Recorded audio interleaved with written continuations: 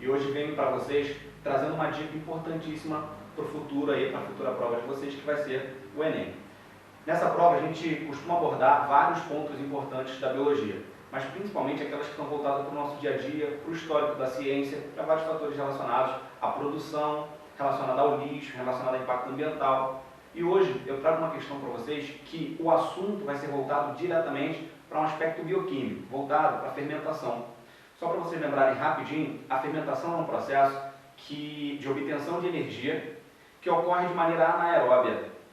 Se vocês lembram, o processo aeróbico era um processo que acontecia através da respiração celular, numa organela conhecida como mitocôndria, que degradava a glicose, permitindo a obtenção de uma grande quantidade de ATP e liberando também uma certa quantidade de gás carbônico e água. Quando o oxigênio não está presente, para que ocorra o processo de respiração celular, se faz necessário a utilização de uma nova via, de uma via alternativa, para que possa ser obtido uma determinada quantidade de ATP. Esses processos anaeróbios que acontecem nas células podem ser conhecidos como fermentação, são conhecidos como fermentação. Nesse caso, a fermentação ela pode ser dividida em dois tipos principais cobrados no vestibular: a fermentação alcoólica e a fermentação lática. Eu vou fazer com vocês uma questão do Enem 2012, que era a questão de número 56, que falava o seguinte. Essa questão adotava o seguinte, vou ler para vocês. Há milhares de anos o homem faz uso da biotecnologia para a produção de alimentos como pães, cervejas e vinhos. Na fabricação de pães, por exemplo, são usados fungos unicelulares chamados de leveduras, que são comercializados como fermento biológico. Eles são usados para promover o crescimento da massa, deixando-a leve e macia. O crescimento da massa do pão, pelo processo citado, é resultante da primeira coisa importante que ele disse na questão. É o fermento biológico. Se é o fermento biológico, vai estar realizando um processo conhecido como fermentação. No fermento biológico existe a levedura. A levedura é um fungo unicelular.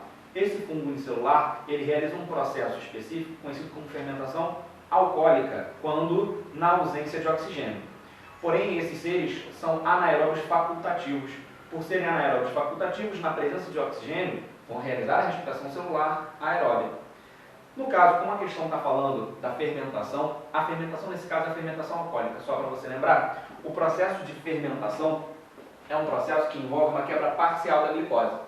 Nessa quebra parcial da glicose, você não vai degradar todo o substrato que você tem, permitindo, na verdade, fazendo com que, na verdade, você tenha um menor rendimento energético. Como é que acontece esse processo de fermentação? Vamos lá. Lembra para mim, quais eram as etapas da respiração celular que você conhecia, que você conhece? Glicólise, ciclo de Krebs, cadeia respiratória. Qual dessas três etapas ocorre sem a necessidade do oxigênio? Apenas uma delas. Qual é? A primeira. A primeira etapa, que é a glicólise, é um processo anaeróbio e a fermentação envolve apenas a glicólise, porque não tem um oxigênio para atuar como receptor final de elétrons. Então, olhando para cá, o que você observa? Você observa que a fermentação alcoólica é um processo muito semelhante à glicólise. Só para você lembrar, lise, quebra, glicoaçúcar, glicoglicose. Então, a quebra da glicose na glicólise gera o quê? Duas moléculas de piruvato, que é representado pela forma molecular C3H4O3. Para que eu consiga promover a quebra da glicose, eu preciso gastar uma quantidade de energia inicial de 2 ATPs. Porém, ao final do processo, eu já gero 4 ATPs, produzindo um saldo energético de 2 ATPs. Se eu investir 2 e produzir 4, o meu saldo é de 2 ATPs. Porém, quando eu promovo essa quebra, eu acabo promovendo a liberação de elétrons nesse processo oxidativo. Quando eu libero elétrons, esses elétrons são capturados por aceptores intermediários conhecidos como NAD.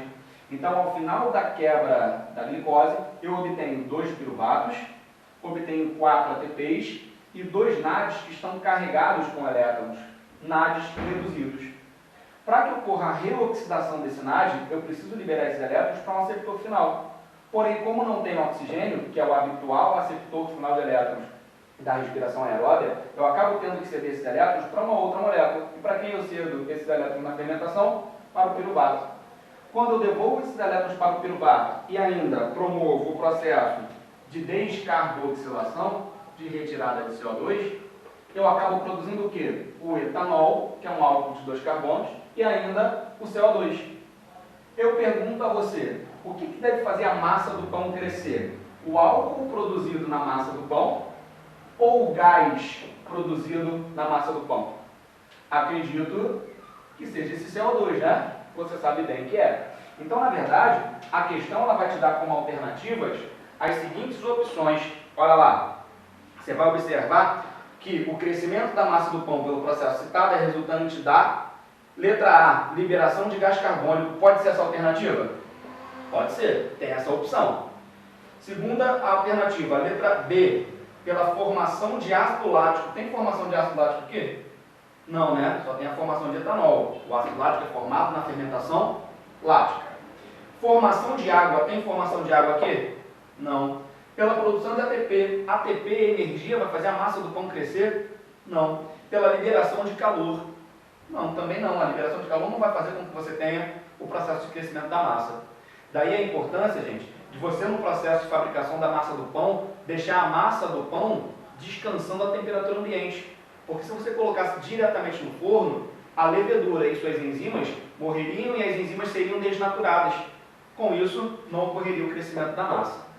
Tudo bem? Beleza, gente. Obrigado pela atenção. Fica aí a dica e até a próxima. Tchau, tchau.